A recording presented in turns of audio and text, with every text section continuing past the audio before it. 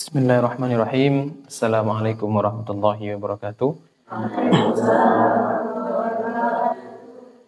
Alhamdulillahirabbil alamin. Assalatu wassalamu ala asrofil anbiya'i wal mursalin wa ala alihi wa sahbihi ajma'in. Yang kami hormati dan kami ta'zimi kepada pengasuh Pondok Pesantren As-Sunniyah 7 Anwar Syadat yang sekaligus pada pagi hari ini menjadi narasumber pada awal pertemuan kita kali ini, dan yang kami muliakan, kami banggakan anak-anak atau santri dan santriwati Pondok Pesantren As-Sunniyah 7 yang insyaallah dirahmati Allah Subhanahu wa taala, dan juga para sahabat kuliah subuh yang bisa mengakses acara ini melalui channel YouTube As-Sunniyah 7 Official. Pertama, mari kita panjatkan puji syukur kita kehadirat Allah Subhanahu wa taala, yang mana di pagi hari ini kita masih diberikan kesempatan oleh Allah sehingga kita bisa mengikuti acara kuliah subuh ini dalam keadaan sehat walafiat. Dan yang kedua kalinya, sholawat beserta salam semoga selalu tercurah limpahkan kepada baginda kita Nabi besar Muhammad sallallahu alaihi wasallam, yang mana telah bawa kita dari zaman jahiliyah menuju zaman yang terang benderang, yakni dengan ajaran agama Islam. Baik, untuk kesempatan di pagi hari ini kita akan membahas beberapa hal, yakni diantaranya tentang bilangan sholat tarawih dan juga bacaan di antara sholat tarawih, yang mana hal ini sudah dibahas dalam sebuah kitab karya guru kita Gus Nur Syadat, yakni Ar-Risalatul Jami'ah fi Ahkami Amalil Firqatis Sunniyah, yang nanti lebih jelasnya nanti akan dijelaskan oleh narasumber kita. Untuk itu, sebelum kita mulai acara ini, mari kita buka dengan pembacaan suratul Fatihah dengan harapan acara kita terus diberikan keberkahan oleh Allah Subhanahu wa taala dan kita bisa mengambil ilmu dan manfaat dari apa yang disampaikan nanti oleh narasumber kita. Ala hatina wa lakum yatin sholih al-Fatihah. A'udzu billahi minasyaitonir rajim. Bismillahirrahmanirrahim. Alhamdulillahirabbil alamin. Ar-Rahmanir-Rahim. Maliki yaumiddin. Iyyaka na'budu wa iyyaka nasta'in. Shiratal ladzina an'amta 'alaihim. Baik, untuk selanjutnya kita langsung masuk ke dalam pembahasan kita di pagi hari ini. Mohon izin kepada Gus Nur Syadat untuk memberikan mungkin sedikit menjelaskan Gus tentang bagaimana sebenarnya bilangan sholat tarawih yang diajarkan oleh Rasulullah SAW, karena memang di beberapa tempat begitu kadang ada sedikit perbedaan seperti bilangan sholat tarawih. Mungkin bagaimana yang sebenarnya menurut juga dengan menurut Ahlussunnah wal Jamaah, bagaimana itu sebenarnya bilangan sholat tarawih, mungkin waktu diaturkan. Assalamualaikum warahmatullahi wabarakatuh. Alhamdulillahirabbil alamin. Allahumma sholli ala Muhammad wa ala ali Muhammad, amma ba'du. Terima kasih atas waktunya yang telah diberikan oleh host kita Ustadz Hendri. Semoga beliau dirahmati oleh Allah Subhanahu wa taala. Dan juga tak lupa kepada segenap para santriwan santriwati Pondok Pesantren As-Sunniyah 07 dan segenap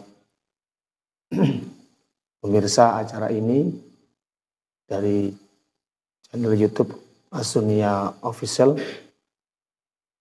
Alhamdulillah, sebagaimana yang disampaikan oleh Ustadz Hendri barusan, bahwa permasalahan bilangan sholat tarawih ini merupakan permasalahan yang banyak diperdebatkan di kalangan kaum muslimin setiap tahunnya. Dalam arti ini bagaikan hal-hal perbincangan hangat yang selalu muncul di setiap bulan Ramadan. Dan ternyata bukan hanya masalah itu, bahkan ada pembahasan yang hangat, yaitu bacaan yang sering dilakukan oleh kaum muslimin, khususnya warga Nahdiyin, di antara beberapa sholat tarawih. Kalau setelah salam mungkin mengucapkan tarodi, mengucapkan sholawat, atau mengucapkan zikir. Eh, Sebagian orang selalu mempermasalahkan ini dengan arti mempertanyakan legalitas syar'inya.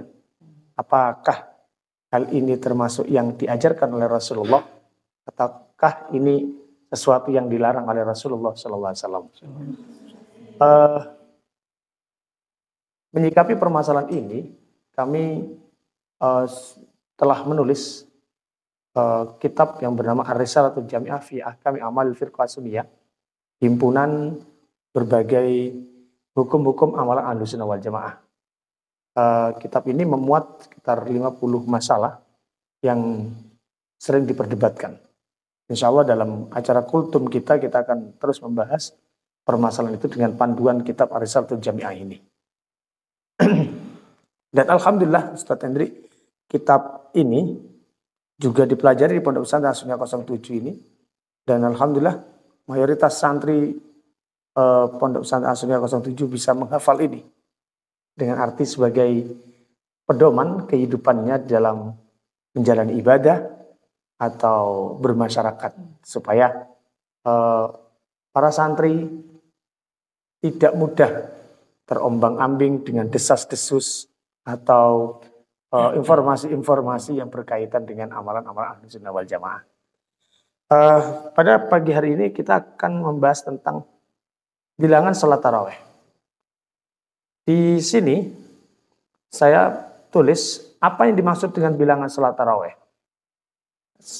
Jawabnya adalah, maksudnya adalah ketentuan jumlah rakaat yang boleh dilaksanakan dalam salat tarawih. Jadi ibadah itu memiliki aturan. Dan aturan itu menjadi standar legalitas dari sebuah ibadah ini. Seperti salat zuhur memiliki aturan 4 rakaat. Kalau orang menyalahi aturan 4 rakaat, salat zuhur 3 rakaat, maka tidak sah. Atau mungkin terlalu semangat, sholat zuhurnya 10 rakaat, juga tidak sah. Jadi syariat itu sudah ada tuntunannya, dan kita disuruh mengikuti syariat. Nah, dalam sholat tarawih ini juga dipertanyakan, kira-kira menurut Ahlussunnah wal Jamaah bilangan sholat tarawih ini berapa? Gitu. Ini yang patut kita ungkap dari sanad guru-guru kita yang nanti nyambung kepada para ulama Ahlussunnah wal Jamaah yang sangat mengerti tentang dalil-dalil Al-Quran dan hadis, khususnya yang berkaitan dengan masalah sholat tarawih. Sehingga di sini saya susul dengan pertanyaan, berapa bilangan sholat tarawih menurut Aswaja, menurut Ahlussunnah wal Jamaah? Jawabannya, bilangan salat tarawih ada 20. Ya, ada 20 rakaat dengan 10 salaman. Sebagaimana yang telah diamalkan oleh para sahabat, para ulama dari zaman dahulu sampai sekarang. Dan sebagaimana yang diamalkan di Masjidil Haram hingga hari ini. Jadi, kesimpulan ini saya ambil dari berbagai macam referensi fikih Ahlussunnah wal Jamaah. Saya diantaranya adalah kitab Kasyfut Tabarikh fi Ahkami Sholat Tarawih karangannya Syekh Fadl Senori Tuban. Di situ dibahas dengan detail tentang bilangan sholat tarawih dan dalil-dalilnya. Kemudian kita juga buka di dalam beberapa kitab fikih-fikih yang lain yang membahas masalah ini. Jadi 20 rakaat yang saya sebutkan di sini itu sudah disepakati, bahasanya disepakati oleh Ahlussunnah wal Jamaah. Kalau sudah disebutkan Ahlussunnah wal Jamaah, berarti yang dimaksud adalah madzhabul arba'ah atau 4 imam madzhab. Imam Maliki, Imam Hanafi, Imam Syafi'i, dan Ahmad bin Hanbal. Dari berbagai referensi yang ada, semuanya menunjukkan bahwa bilangan salat tarawih itu 20 rakaat. Nah, dari manakah ketegasan 20 rakaat ini? Apakah memang di zaman Rasulullah sudah melaksanakan 20 rakaat? Apakah ada hadis yang menerangkan demikian? Setelah saya teliti dari berbagai kitab, hadis yang menerangkan Rasulullah sholat 20 rakaat itu memang ada. Itu diriwayatkan oleh Ibnu Abbas. Namun pertanyaannya, apakah hadis ini kuat atau bisa dijadikan dalil untuk melaksanakan sholat tarawih 20 rakaat atau memberikan aturan baku sholat tarawih dari 20 rakaat? Ternyata kata para ulama, hadisnya lemah sekali, tidak bisa dipakai. Jadi di dalam menetapkan masalah dalil, kita punya aturan. Dalil yang mana yang bisa dipakai dan mana yang tidak dipakai. Kebetulan dalil yang tentang apa yang dilakukan Rasulullah 20 rakaat secara sharih itu dalilnya lemah. Ya. Kemudian dasarnya dari mana ulama Ahlussunnah wal Jamaah kalau mengatakan 20 rakaat? Ternyata setelah diteliti dasarnya adalah tentang apa yang dilaksanakan oleh Sayyidina Umar radhiyallahu anhu. Sayyidina Umar yang memerintahkan umatnya dengan memakai aturan sholat tarawih 20 rakaat.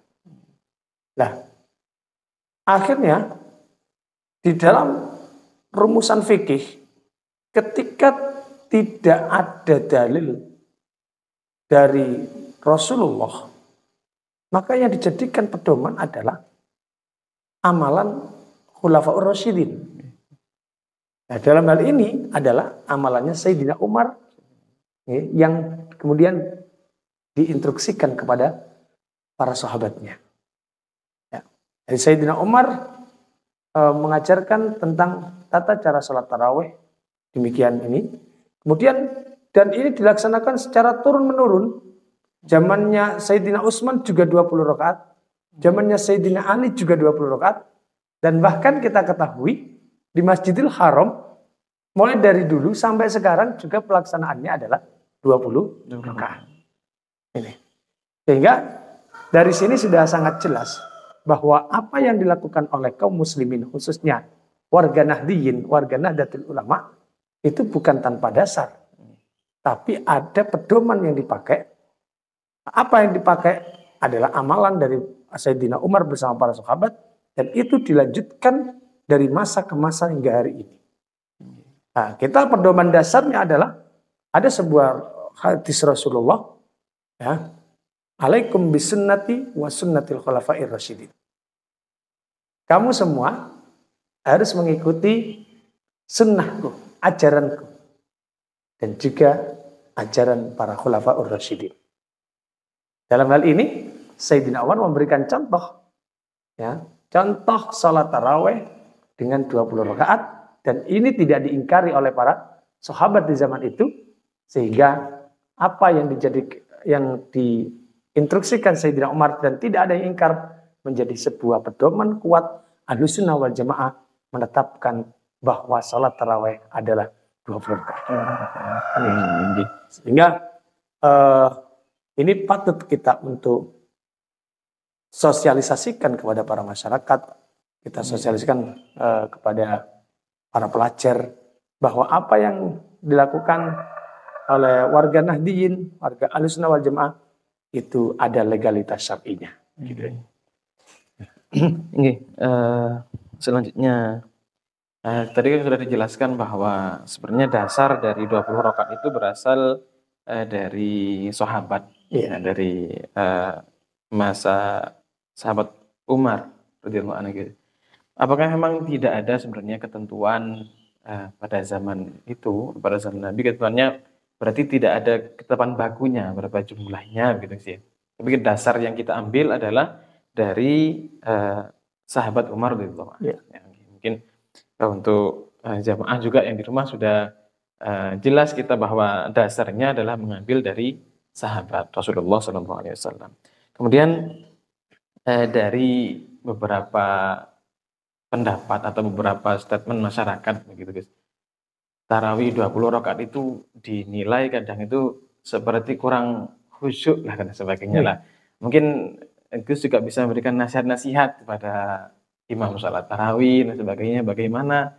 Kan kadang sekarang juga lagi viral itu Gus, yang kuliah tarawih 20 rakaat cuman 7 menit dan sebagainya. Nah ini kan menjadi pembahasan bagi orang-orang di luar Ahlussunnah wal Jamaah yang bisa dijadikan suatu untuk menyerang sholat tarawih yang 20 rakaat. Mungkin donasinya dari Gus yang bisa disampaikan kepada Pak Imam sholat tarawih. Bismillahirrahmanirrahim.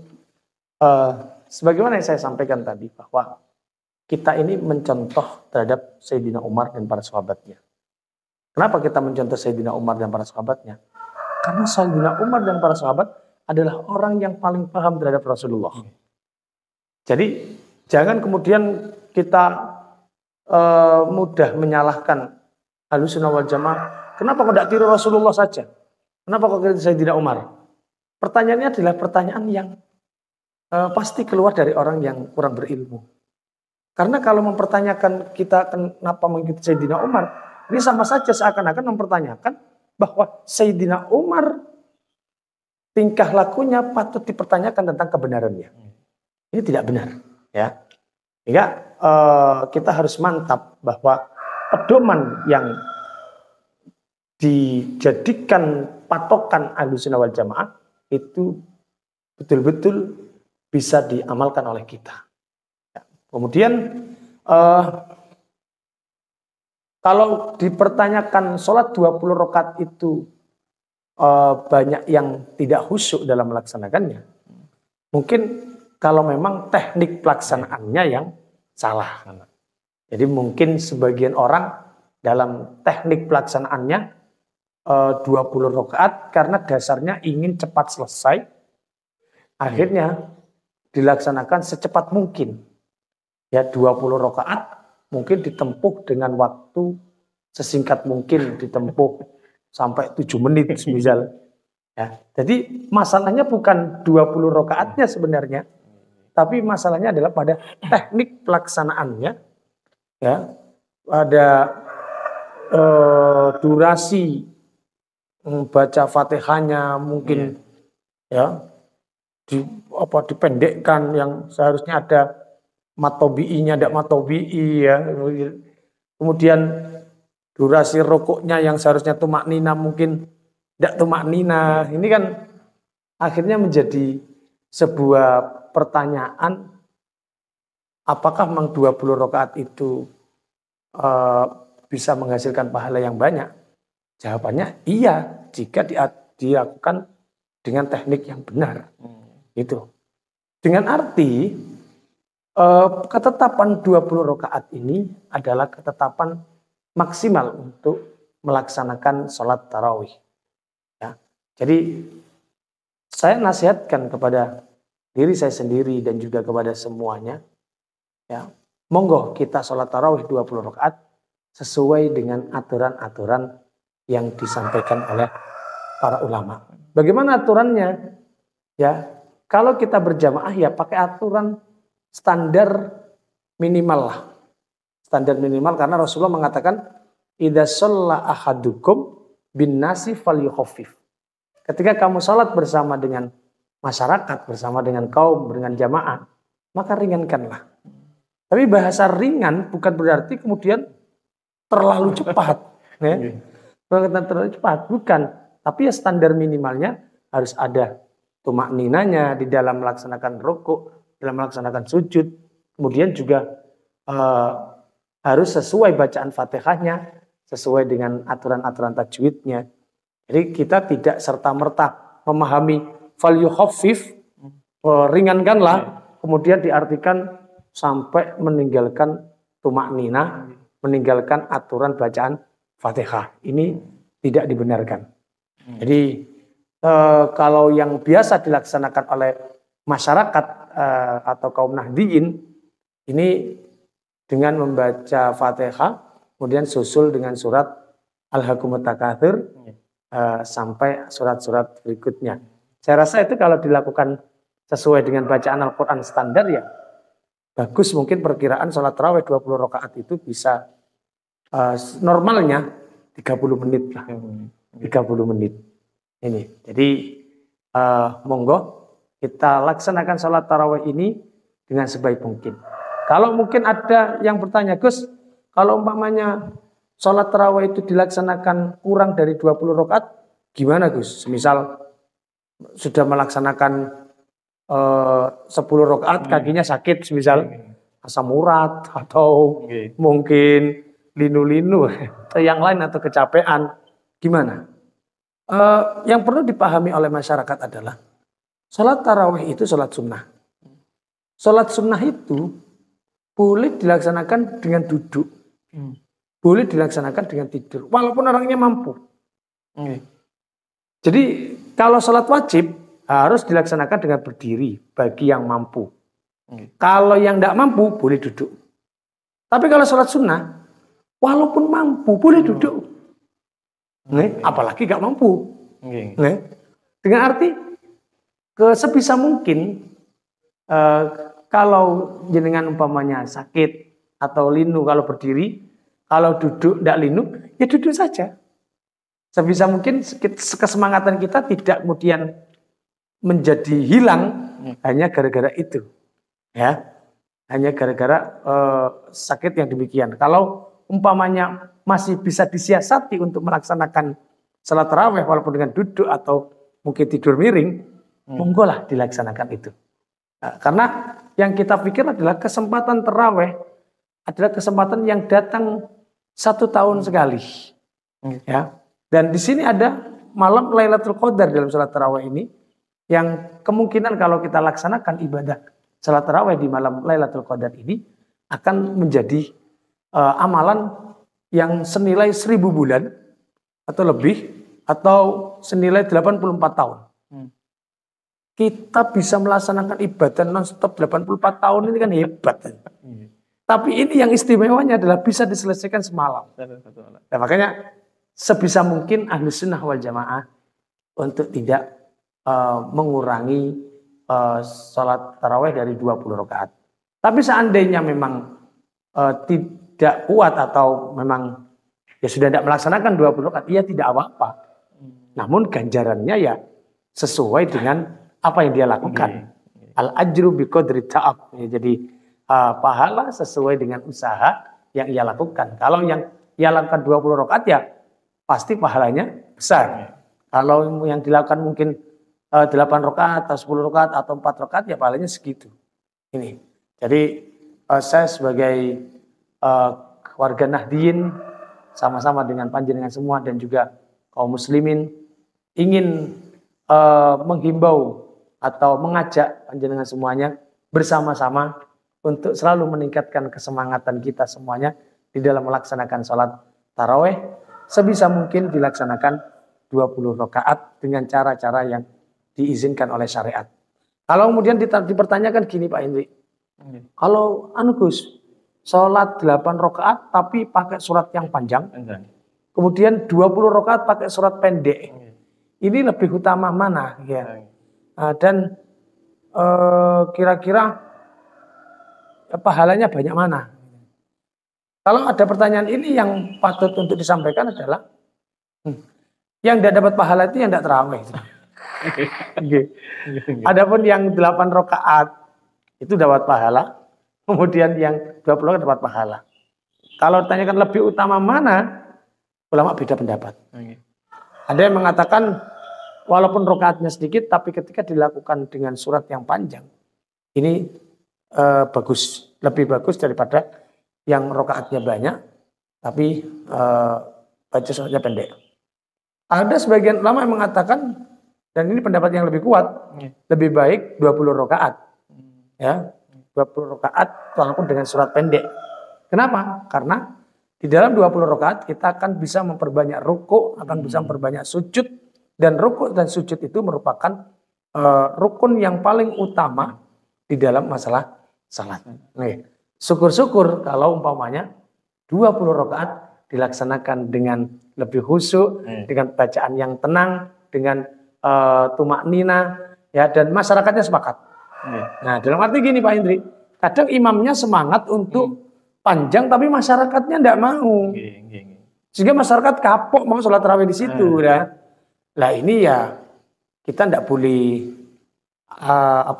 egois, tidak boleh egois masalah ini. Karena memang Rasulullah mengatakan fal yukhaffif dengan arti ringankanlah, maksudnya tinjaulah masyarakat kamu. Sesuaikan dengan kondisinya karena lanjutannya Rasulullah fa inna fihim maridun kabiron au syaikhon au sigoron. Karena di dalam berjamaah itu pasti ada orang tua, anak kecil, ya, ada orang sakit, ya, yang dimungkinkan mereka semuanya menghendaki untuk sholat lebih cepat selesainya agar tidak terlalu banyak menanggung beban kesulitannya. Itu Pak Indri. Jadi walaupun 20 rakaat kita juga harus tetap gitu ya, memperhatikan tentang rukun-rukunnya sholat agar sholat kita itu tetap sah begitu dan terima. Dan juga hal yang penting tadi melihat keadaan kondisi jamaah. Untuk selanjutnya Gus ada satu lagi tentang tadi yang sempat panjenengan singgung, yakni bacaan di antara sholat tarawih. Itu mungkin bisa dijelaskan bagaimana? Bismillahirrahmanirrahim. Dan kaum muslimin muslimat rahimakumullah, yang tak kalah penting memang pembahasan bacaan yang sering dilakukan oleh kaum muslimin di antara salat tarawih yang sering disebut mungkin bacaan nida atau sering disebut bacaan Bilal, ya, bacaan Bilal. Yang di satu daerah dengan daerah yang lain itu mungkin terjadi perbedaan bacaan. Mungkin ada yang membaca sholawat dan tarodi, ya. Jadi ada Allahumma sholli ala Muhammad, Allahumma sholli ala Muhammad, ada yang seperti itu. Kemudian ditambahi menyebutkan nama Khulafaur Rasyidin, Al-Khalifatul Awwal Sayyidina Abu Bakar Siddiq radhiyallahu anhu, misal ya.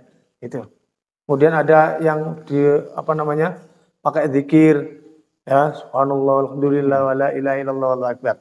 Nah, di sini saya bahas apa yang dimaksud bacaan antara sholat tarawih. Maksudnya adalah amalan kaum muslimin membaca doa, zikir atau sholawat di antara sholat tarawih untuk istirahat sejenak setelah salam. Biasanya dilaksanakan setiap setelah dapat 4 rakaat atau 2 salam. Ini. Jadi saya jelaskan amalan kaum muslimin yang berupa zikir tadi itu tujuannya sebenarnya adalah untuk mengisi waktu luangnya. Ya, mungkin capek daripada diam nganggur, ya, istirahatnya tidak digunakan untuk hal yang lebih bermanfaat.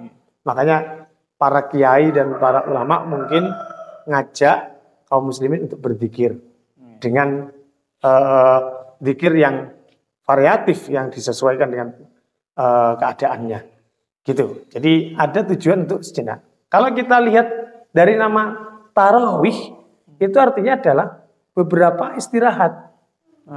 Tarawih yang dengan arti salat tarawih adalah salat yang memang disela-selai dengan keadaan istirahat.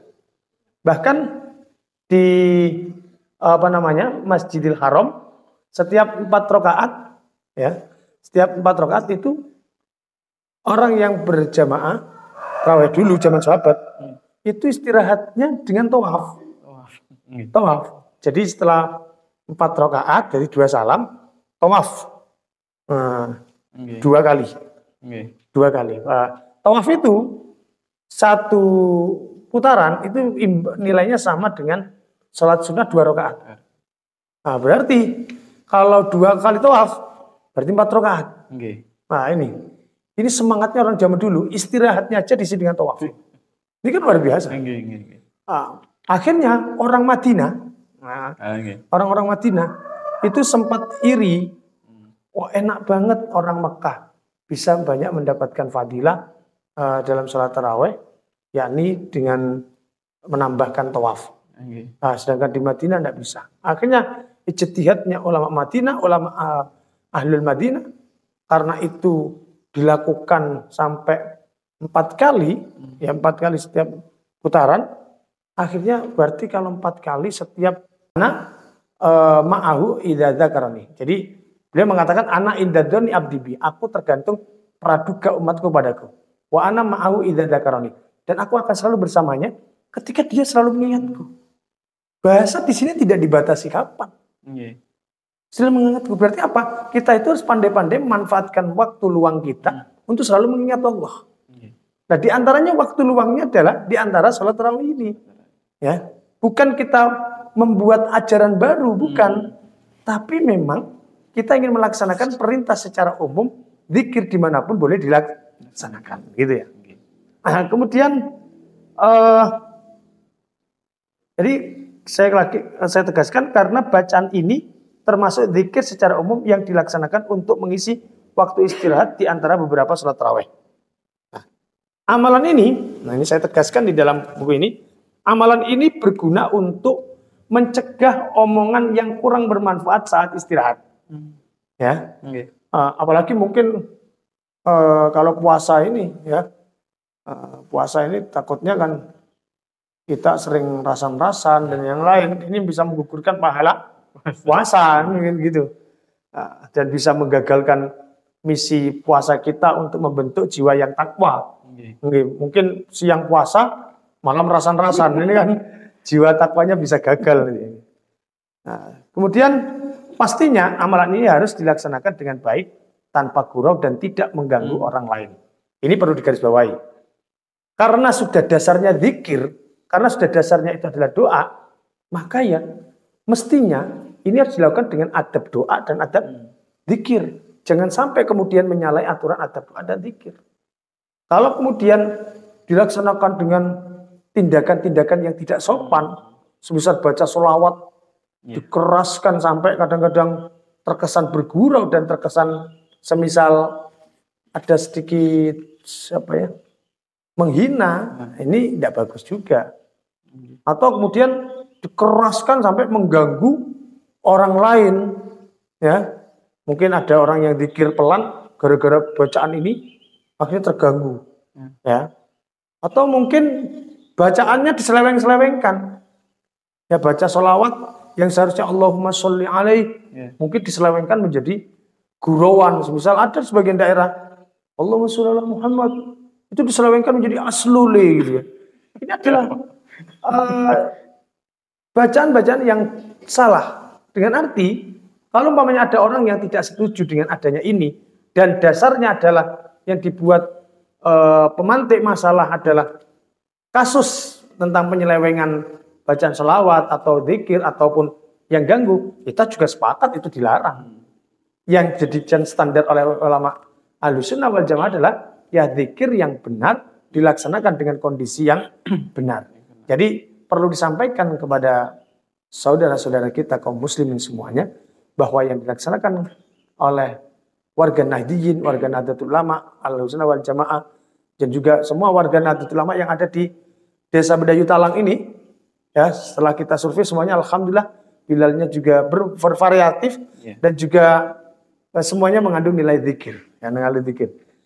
Sehingga dapat dipastikan mereka melakukan itu bukan tanpa dasar, tapi sudah atas bimbingan para kiai, para ustadz yang memiliki keilmuan yang mumpuni, yang nyambung kepada para sahabat dan Rasulullah SAW. Gitu.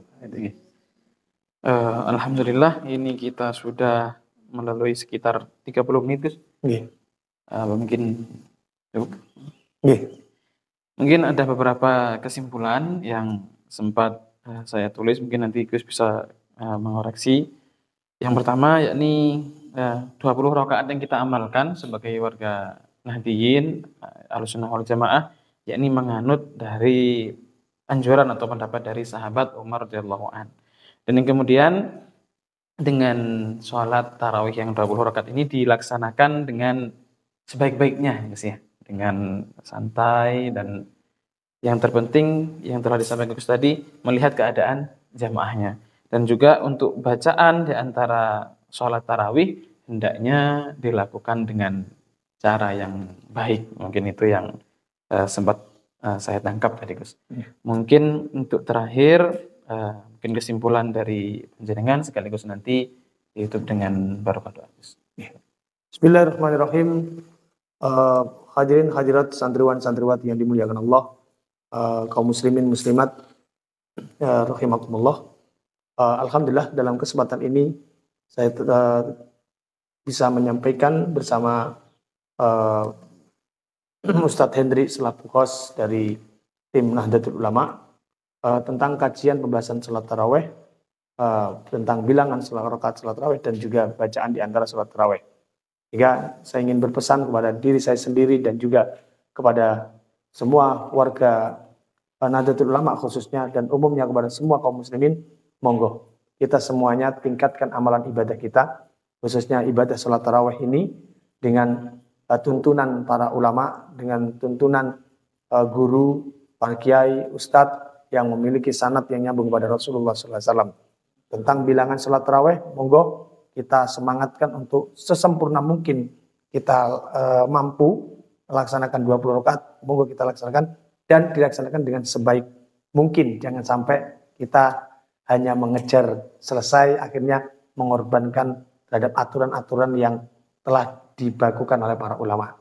Dan juga tentang masalah zikir di antara salat taraweh, monggo juga lakukan dengan sebaik mungkin karena zikir tujuannya adalah mengingat Allah dan juga doa adalah memohon pada Allah, sehingga zikir dan doa jangan sampai dilakukan dengan semena-mena yang terkesan gurau, terkesan tidak sopan, karena ketika berzikir dan berdoa ini bagikan kita berhadapan-hadapan dengan Allah Subhanahu wa taala, pencipta alam ini yang otomatis kita diharuskan untuk bersikap sopan santun kepada Allah Subhanahu wa taala dengan aturan-aturan atau adab-adab yang telah kita pelajari dari kitab-kitab ulama ahli sunnah wal jamaah.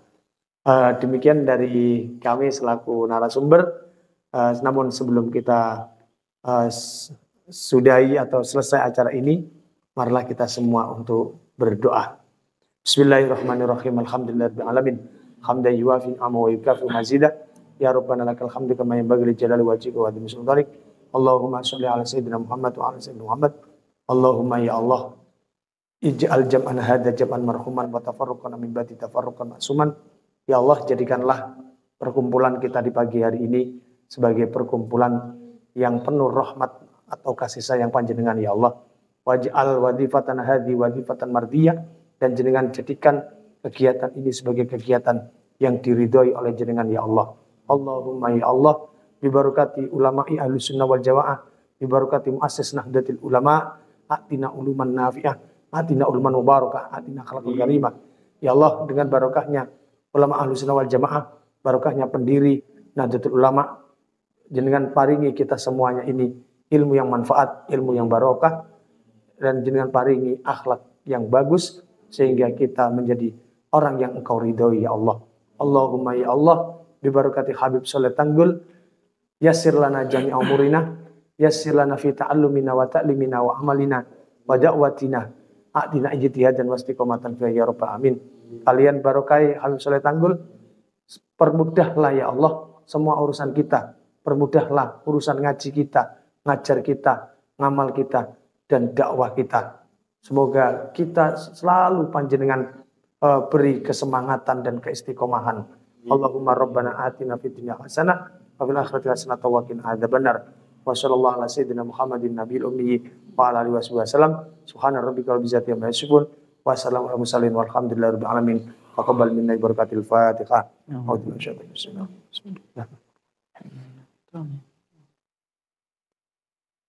Demikian dari kami selaku narasumber. Mohon maaf yang sebesar-besarnya, dan waktu kami kembalikan kepada host. Ihdinas siratal mustaqim. Wassalamualaikum warahmatullahi wabarakatuh. Waalaikumsalam warahmatullahi wabarakatuh. Terima kasih untuk kepada Gus Nur Sadat atas waktu yang telah diberikan kepada kami semua untuk mengajarkan ilmu yang sangat bermanfaat, Gus. Alhamdulillah, jamaah sahabat Kultum untuk kuliah subuh, semoga kedepannya kita akan terus istiqomah untuk melanjutkan mencari ilmu yang seperti ini. Alhamdulillah, Gus Nur Sadat selalu bersedia untuk memberikan ilmunya kepada kita. Terima kasih atas waktunya, juga kepada santri dan santriwati Pondok Pesantren Sunnah 7, dan juga kepada seluruh jamaah yang mungkin bisa mengakses kuliah subuh ini. melalui channel YouTube As-Sunniyah 7 Official.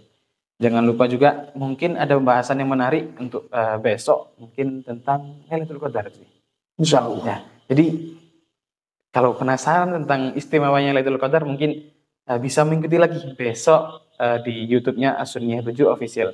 Jangan lupa kalau memang kita dukung bersama-sama channel ini dengan like dan subscribe, dan tentunya kalau bermanfaat maka kita bagikan kepada saudara-saudara kita dengan klik tombol share-nya. Terima kasih. Dari kami bila ada kesalahan kami mohon maaf yang sebesar-besarnya. Assalamualaikum warahmatullahi wabarakatuh.